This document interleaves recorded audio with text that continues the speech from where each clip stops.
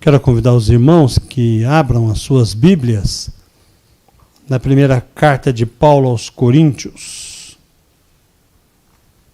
no capítulo 12.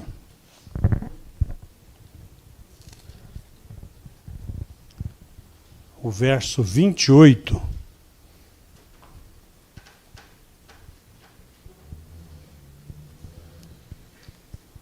Nós seguimos falando sobre os dons que o Espírito Santo concede a nós. Quando nós falamos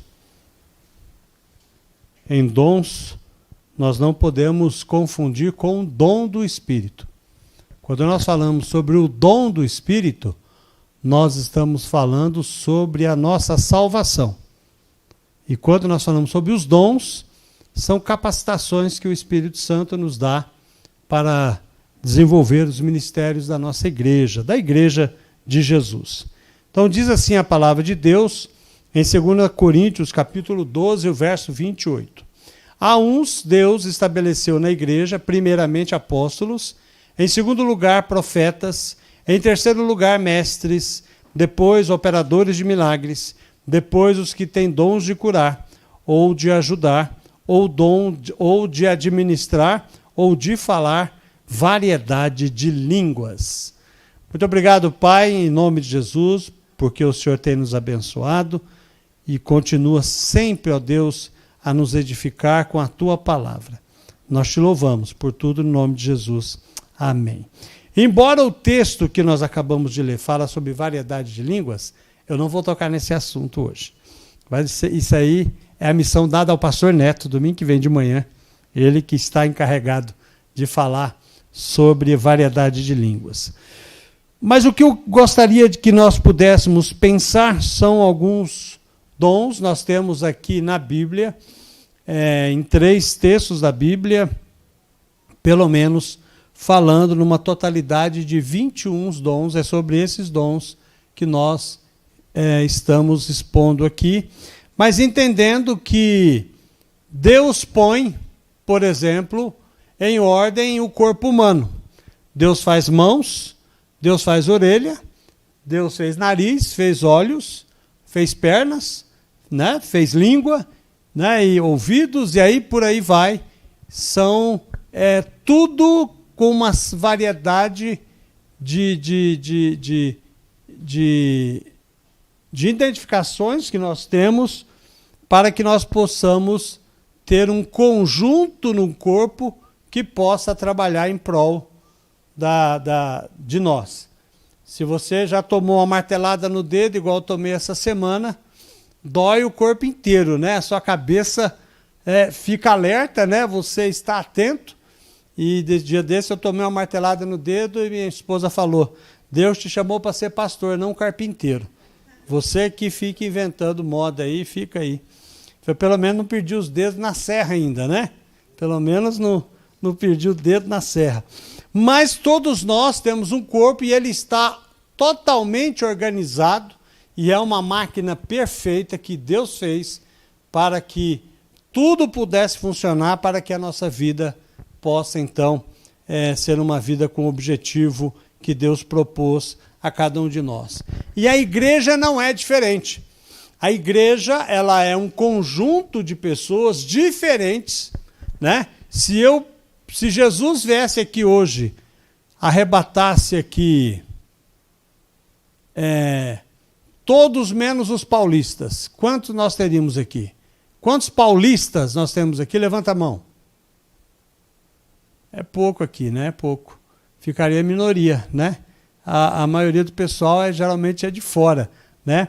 Mas a verdade é que a igreja ela é composta de pessoas totalmente diferentes e cada um faz parte do corpo de Cristo. Veja só o entendimento. Jesus é o cabeça, nós somos os membros deste corpo e a cada um de nós é dado uma capacidade para que nós possamos edificar este corpo. Então ninguém está aqui porque caiu de paraquedas. Todos nós estamos aqui porque Deus tem um propósito na vida de cada um de nós.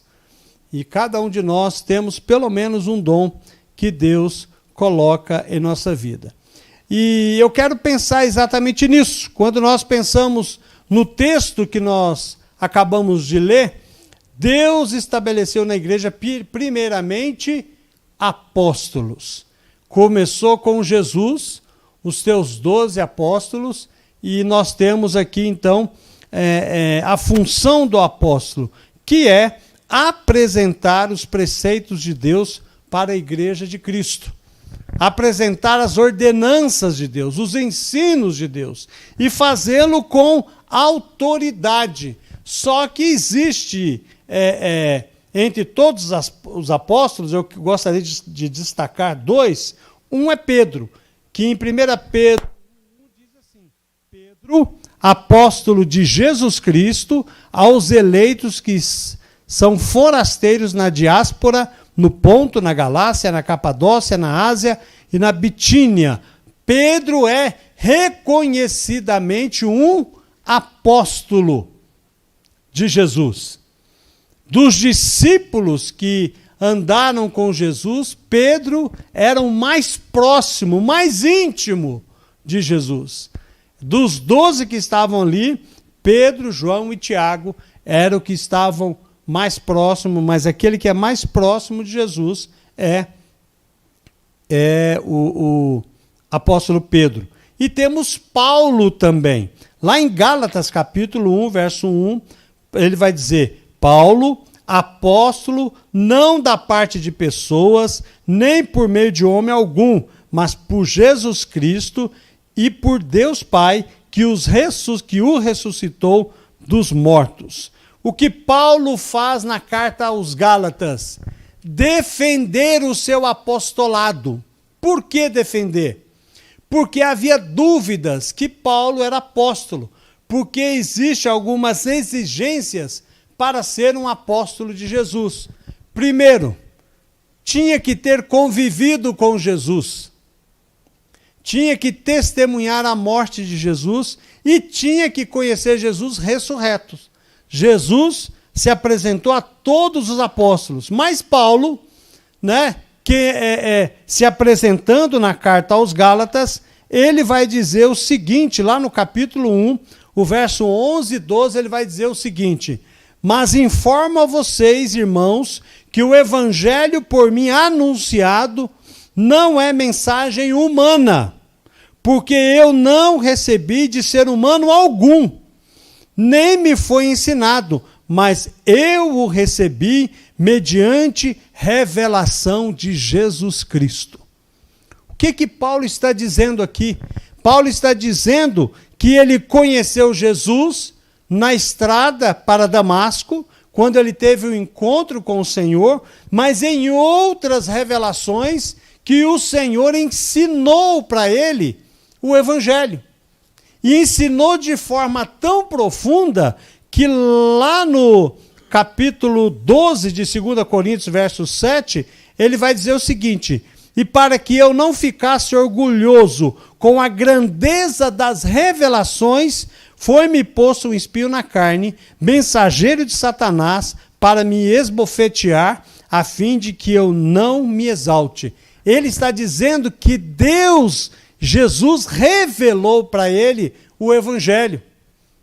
Paulo está defendendo o seu apostolado aqui, e para que ele pudesse ser reconhecido como alguém que poderia ser apóstolo, então ele vai apresentar a sua defesa, dizendo que quem ensinou o Evangelho para Paulo foi o próprio Jesus Cristo ressurreto.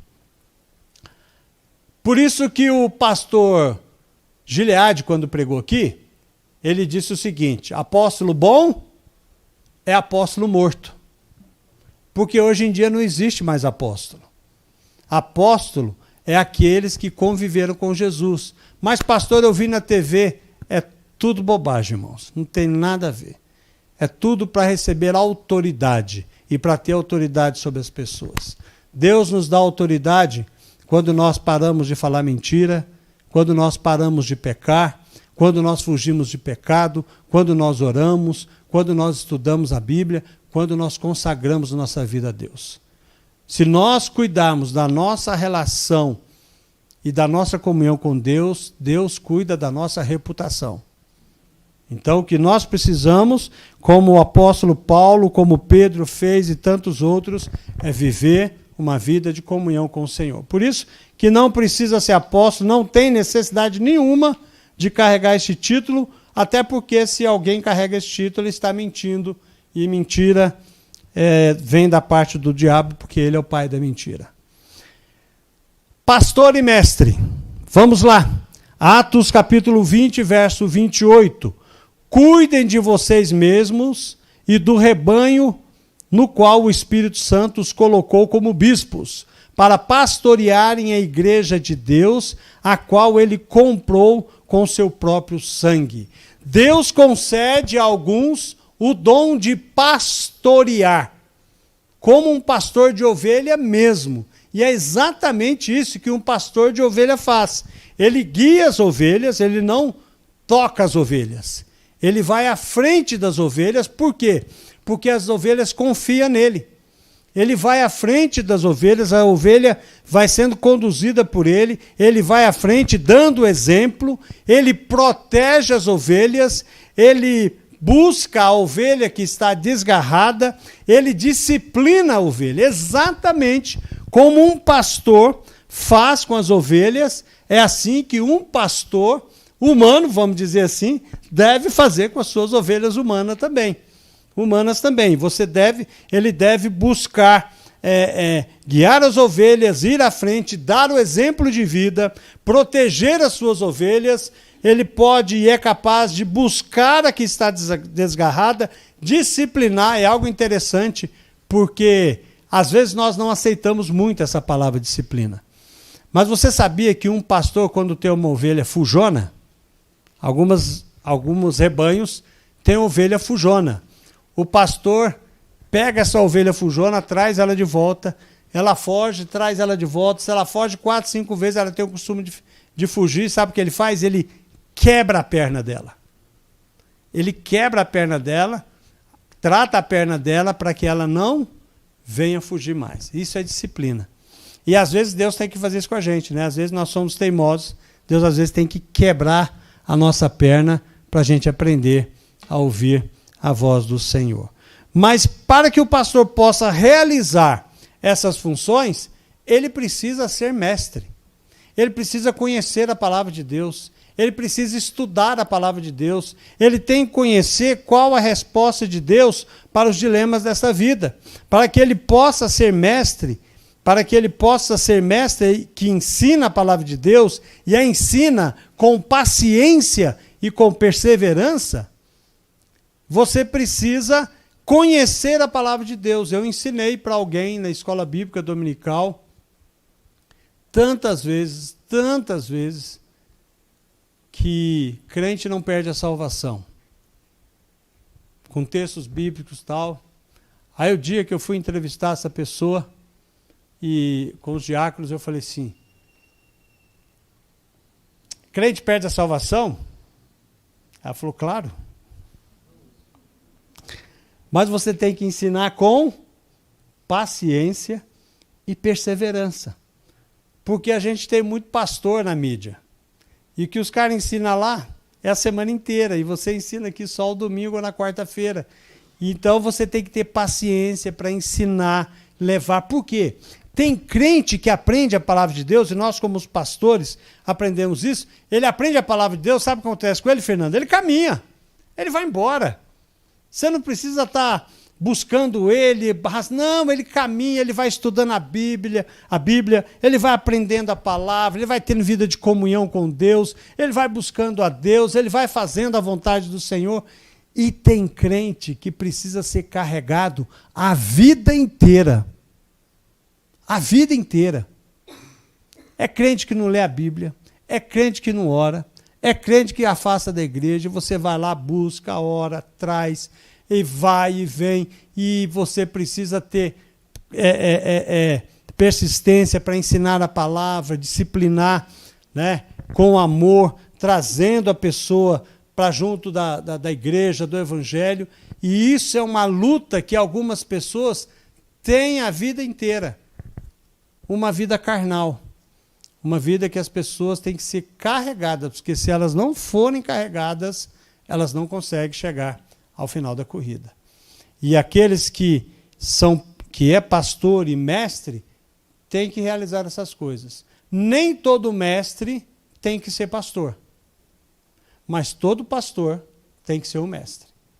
Todo pastor tem que ensinar a palavra de Deus, tem que estar apto a responder a tudo aquilo que perguntar. Se ele não souber, é claro que ele não vai mentir. Ele fala assim, vou consultar os universitários, vou ler a Bíblia e trago a resposta para você amanhã ou depois da manhã. Mas sempre buscar conhecer a palavra de Deus. Pastor nunca deixa de estudar. Jamais deixa de estudar. Com o mundo em que nós estamos vivendo, um pecado novo a cada dia, né? Uma maneira nova de pecar a cada dia, você tem que buscar uma maneira nova de realizar cada vez mais a palavra do Senhor. Outro dom que nós queremos apresentar é o dom do evangelismo. Não é simplesmente testemunhar de Jesus para alguém. É muito mais do que isso. Veja só o texto de Atos, capítulo 8, o verso 26 ao 32. O anjo do Senhor disse a Filipe, levante-se e vá para o sul, no caminho que descem de Jerusalém a Gaza, este se acha deserto. Filipe se levantou e foi. Havia um etíope eunuco, alto oficial de Candace, rainha dos etíopes, o qual era superintendente de todo o seu tesouro. Ele tinha vindo adorar em Jerusalém e estava regressando ao seu país. E assentado na sua carruagem, vinha lendo o profeta Isaías. Então o Espírito disse a Filipe, aproxime-se dessa carruagem e acompanha. Correndo para lá, Filipe ouviu que o homem estava lendo o profeta Isaías. Então perguntou, o senhor entende o que está lendo? Ele respondeu, como poderei entender se ninguém me explicar? E convidou Filipe para subir e sentar-se ao seu lado. Ora, a passagem da Escritura que ele estava lendo era esta. Foi levado como ovelha ao matadouro e como um cordeiro mudo diante do seu tosqueador, ele não abriu a sua boca. E a gente sabe do restante, que Filipe vai pregar o evangelho para ele, e depois que Filipe vai pregar o evangelho, ele batiza esse eunuco, e esse eunuco vai ser o primeiro missionário lá na Etiópia, que vai levar o evangelho lá. Quais são as características de um evangelista? Primeiro, ele tem disposição para obedecer ao chamado de Deus. Ele não diz e não procura uma forma confortável de fazer. Ele ouve a voz de Deus e vai. E Deus sempre fala assim, Deus nunca dá o destino final. Ele só fala para você, vai. Não tem GPS para andar com Deus. É você andar deixando que Deus conduza a sua vida. É a primeira coisa que o evangelista tem. O evangelista, ele estuda e conhece o plano de salvação. Veja que Filipe, ele está atento ao que o eunuco está lendo, e dentro daquilo que o eunuco está lendo, ele vai apresentar Jesus. Através da Bíblia que eles tinham, que é o Antigo Testamento, ele prega o evangelho de Jesus. Ele estuda e conhece o plano de salvação. Ele se esforça para ir ao encontro do perdido. E isso é interessante porque a carruagem está andando e ele vai como? Ele vai correndo, trotando pelo menos, né? Ouvindo o que o cara está falando, né? O que o etíope está falando, pergunta para ele, correndo. Imagina você pregando correndo. O cara vai para o inferno se depender de mim, porque eu mal consigo andar e falar, que de lá correndo e falando, né? Mas Filipe devia ser um camarada mais atleta. E ele vai então, ele se esforça para ir ao encontro do perdido, como Deus mandou. E em quarto lugar, ele não tem vergonha de testemunhar do evangelho. Ele não tem vergonha de falar de Jesus às pessoas. Ele não se envergonha de onde ele estiver, se lhe for dada a oportunidade, ele falar de Jesus às pessoas. É muito interessante isso. Eu lembro quando eu ia para a faculdade teológica, eu tinha um cubo bíblico. Já viu o cubo evangelístico? É um cubo que tem várias imagens do plano de salvação, e eu ficava girando esse cubo mágico dentro do trem, todo apertado, né? odor suave, né? Dentro do trem, das 6 horas, indo para a faculdade, eu ficava girando o cubo. E as pessoas ficam curiosas, porque ela é para isso mesmo. Você poder compartilhar. E eu aprendi a ficar assim, sem vergonha, no bom sentido, de testemunhar de Jesus às pessoas. Eu fui virando o cubo e as pessoas, 3, 4, olhando, dando uma pescoçada. Falei, que interessante, né? Eu falei, quer saber como é que é? Ele falou, quero. E ali você vai desdobrando ele e vai pregando o evangelho. Quem tiver interesse nesse cubo mágico, tem um pastor que vem aqui toda quinta-feira e ele vende o cubo mágico aqui. Custa R$80. Pode comprar que você vai gostar. É uma ótima forma de evangelizar. Então, o evangelista, ele não tem vergonha do evangelho, de pregar, de falar. Agora, você precisa apresentar também com clareza e responsabilidade o plano de salvação. Você precisa ter essa clareza. Pastor, mas eu não sei. Estude, irmãos. Busque conhecer a palavra de Deus. Busque aprender o evangelho de Jesus para que você seja um instrumento de Deus para pregar o evangelho. Pastor, eu não tenho esse dom. Talvez seja um dom interessante. Enquanto tanta gente busca outros dons que nem fazem tanto efeito assim, eu acho que pregar o evangelho, que é ser um profeta de Deus, trazendo a mensagem do evangelho de Deus para as pessoas, esse é um dom super importante, que se você não tem, você pode pedir a Deus, que eu creio, Deus pode dar, ele pode dar o que ele quiser, mas ele vai dar se ele quiser, mas você pode buscar e pedir a Deus esse dom. Dom do ensino, comunicar as verdades bíblicas e aplicar de forma correta. Veja só o texto de Atos também, 18, verso 26 ao 28, veja só que texto interessante. Apolo começou a falar ousadamente na sinagoga. Quando Priscila e Áquila ouviram falar, levaram-no consigo e com mais exatidão lhes puseram o caminho de Deus. Quando ele resolveu percorrer a Acaia, os irmãos animaram e escreveram aos discípulos para que o recebesse bem. Tendo chegado Apolo, auxiliou aqueles que, mediante a graça, haviam crido, porque com grande poder convencia publicamente os judeus, provando por meio das Escrituras que Jesus é o Cristo. Veja só, quando Áquila e Priscila ouviram Apolo pregar, eles já bem conhecedores da palavra, Apolo nem conhecia do Espírito Santo ainda. Depois que Áquila e Priscila vai pregar para ele, e ele vai receber o Espírito Santo, o texto fala isso. Mas do jeito dele, ele pregava o evangelho. E aí Priscila e Áquila traz ele para junto, fala assim, olha, tem algumas coisas que tá boa, mas tem coisa que precisa melhorar. E vamos melhorar. E é exatamente isso que Priscila faz. Priscila e Áquila dá ensino para Apolo para que ele pudesse ser um instrumento de Deus eficaz. É por isso, irmãos, que nós podemos aprender algo muito importante da palavra de Deus. O que você estudar da palavra de Deus, Deus vai revelar para você. O que você não buscar, Deus não vai revelar para você. Alguém falou para o pastor assim, pastor, eu quero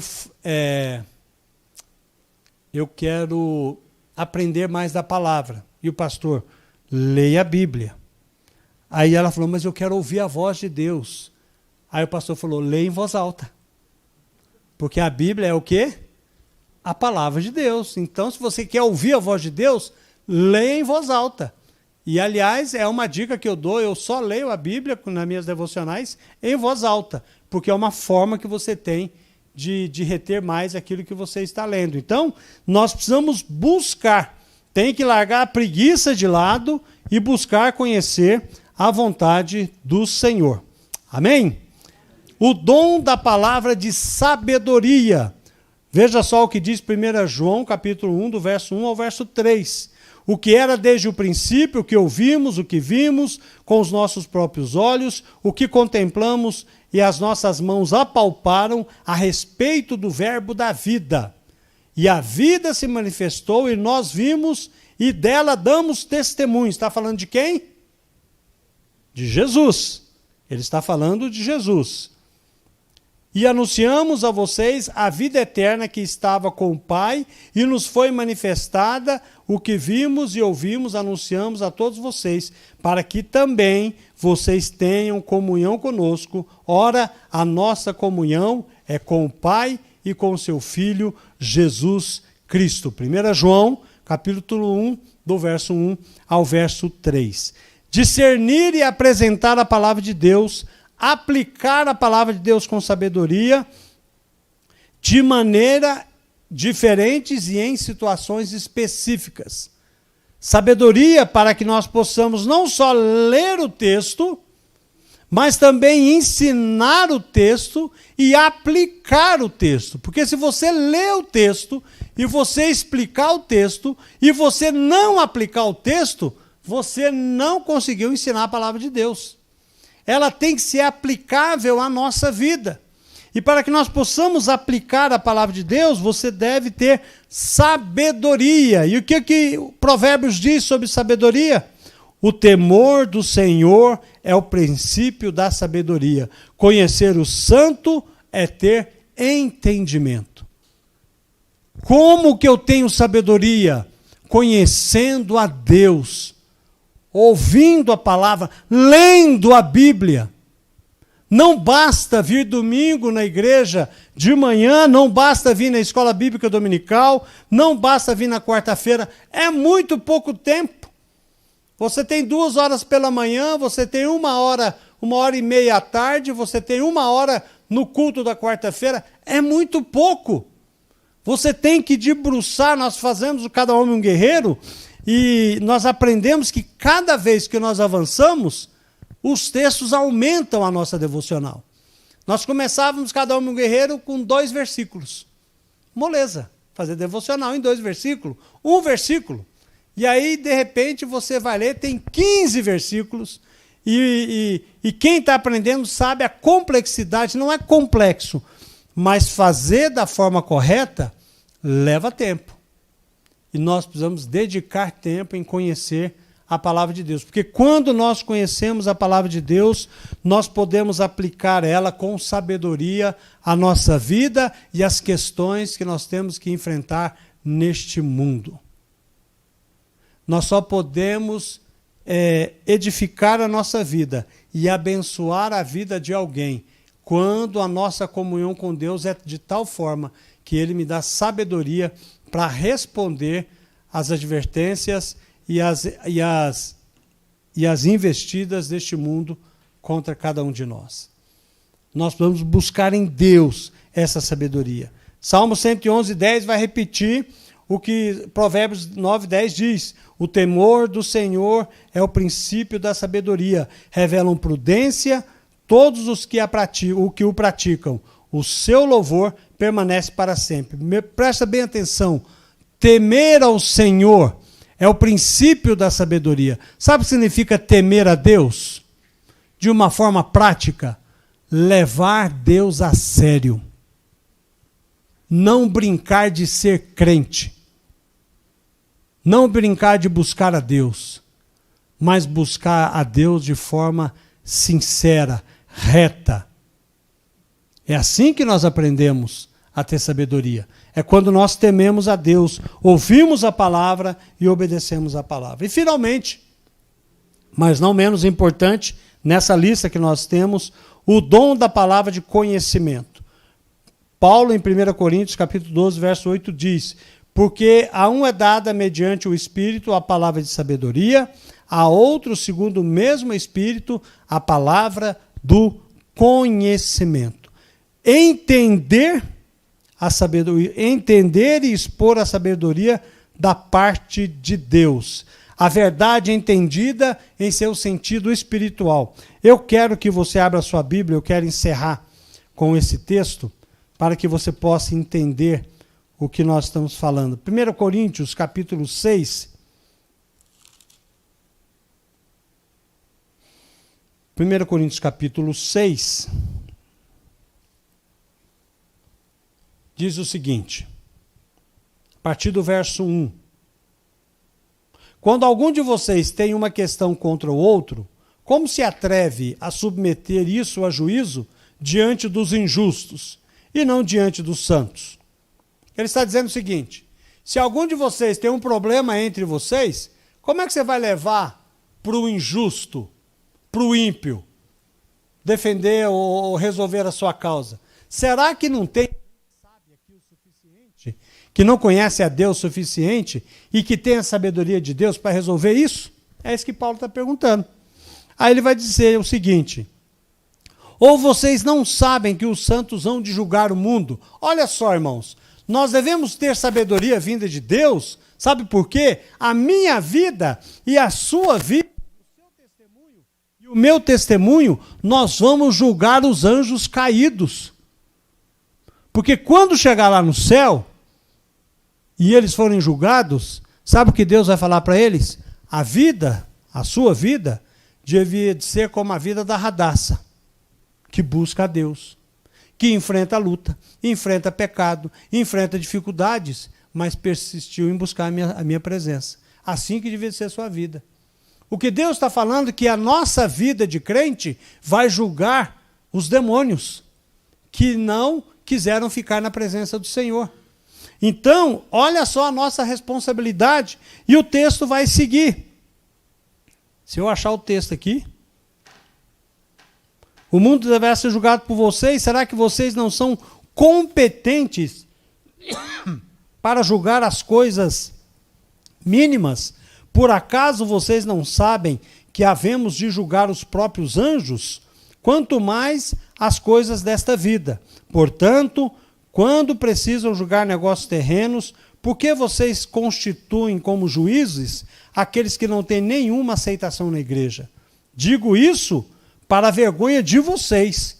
Será que não existe nem ao menos um sábio entre vocês que possa julgar entre os seus irmãos? Mas o irmão vai a juízo contra outro irmão, e isto diante de não crentes. O simples fato de moverem ações uns contra os outros já é completa derrota para vocês, porque não preferem sofrer a injustiça. Então, quando nós olhamos as questões deste mundo, sabe o que Paulo está nos ensinando? Que a minha luta não é com você. A minha luta é contra o diabo. E nós temos que compreender que quando há uma desavença dentro da igreja e do reino, nós temos que entender que existe sim a condição humana, o pecado humano, a natureza humana, mas existe o diabo potencializando aquilo na vida do crente para causar divisão dentro da igreja. O que Paulo está ensinando para nós, está nos mostrando, é que nós temos que ter conhecimento da palavra de Deus e temos que ter discernimento que vem do Espírito Santo para nós interpretarmos as ações que estão acontecendo ao nosso redor. É por isso que Deus dispõe para nós dons, não só para nós vir aqui tocar, ou vir aqui cantar, ou vir aqui pregar, mas dons para a nossa vida diária, a nossa vida do dia a dia. Você é mestre, eu sou pastor, você conduz o louvor, você tem discernimento do Espírito, e você levanta, fala, irmãos, cuidado aqui. Deus, o diabo está usando essa situação para causar divisão dentro da igreja. O orgulho, e às vezes nós somos obrigados, esse irmão é obrigado a chegar, irmão, cuidado com o orgulho. Acalma teu coração aí, você está se achando o último pacote da batata, a última batata do pacote. Calma, as coisas não são assim. E se alguém que tem o Espírito e é filho de Deus, ele vai aceitar essa palavra e vai se voltar para Deus e vai se realinhar para que a igreja possa crescer. Amém? Que Deus nos abençoe na aplicação da sua palavra, a nossa vida, ao nosso coração, e que nós possamos ser vitoriosos e dispor a usar o dom que Deus tem nos dado. Então, lembre-se disso. Eu lembro aqui da parábola dos talentos. E a parábola dos talentos fala exatamente isso. Alguns desenvolveram seus talentos e outros enterraram seus talentos. Porque o irmão pisou no pé dele, tadinho. Já viu? Eu vi alguém que não queria mais na igreja porque ele foi cumprimentar o pastor e o pastor não viu. Já aconteceu isso? Às vezes você estende a mão para a pessoa vira, você fica no vácuo, né? Com a mão estendida, tal. Né? Ô, pastor, tudo bem? É porque às vezes não vê. Isso acontece com quem? Com todo mundo. Eu já passei por irmãos aqui que eu estendi a mão, o irmão não veio, eu passei a mão no cabelo que eu não tinha. Né? Então, vamos aprender a relevar essas coisas. Né? E por causa de coisas, eu falo isso, é um exemplo que é claro, mas tem gente que por causa de bobagem deixa de exercer o dom que Deus deu a ele. E isso mostra para nós uma imaturidade. Sabe? Parece não. O departamento infantil da nossa igreja é maior do que a gente pensa. Porque o que tem de crente que age como criancinhas, o departamento infantil deve ser o maior departamento da nossa igreja. Tem muito crente infantil ainda e precisa crescer. A gente só cresce com sabedoria e só tem sabedoria e conhecimento quando a gente tem comunhão e teme a Deus e leva a vida cristã a sério. Aí nós podemos ser abençoados e ser canal de bênção para que a igreja possa crescer. Que Deus nos abençoe. Vamos orar? Pai, em nome de Jesus, nós te pedimos que o Senhor tenha misericórdia da nossa vida, Pai. Nos abençoe.